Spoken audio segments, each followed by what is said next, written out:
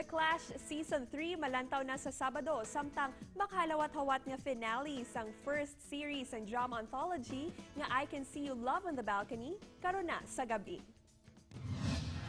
Top trending sa Twitter ang first series ang drama anthology nga I Can See You Love on the Balcony. Ginsubaybayan gid sang fans ang istorya nanday Gio kag Lea. Gani madamo gid ang nagahulat kung bala happy ending ang love story sang duwa.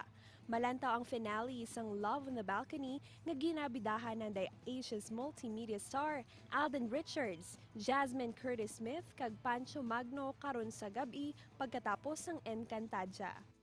Samtang sa Lunes, malantaw naman ang ikaduwa nga series ng drama anthology nga The Promise.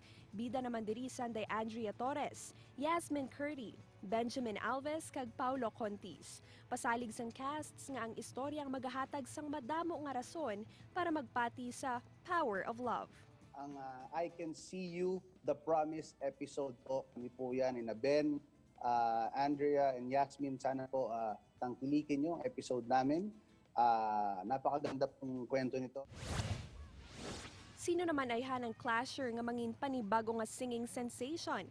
Kilalaho ng mga bago nga aspiring singing stars sa pagbalik sang reality talent competition, ang The Clash Season 3 umpisa sa Sabado.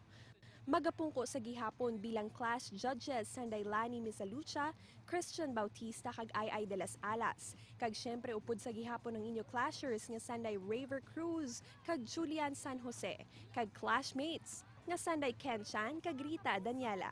We're also very excited about this season kasi of course panibagong challenges na naman, panibagong plot twists na naman.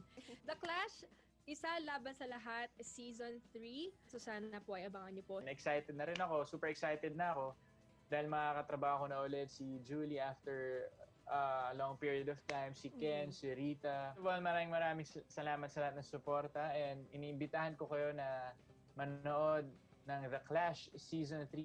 Mas exciting ang mga bago nga pakulo kag plot twist nga aton tutukan sa Season 3 sang The Clash.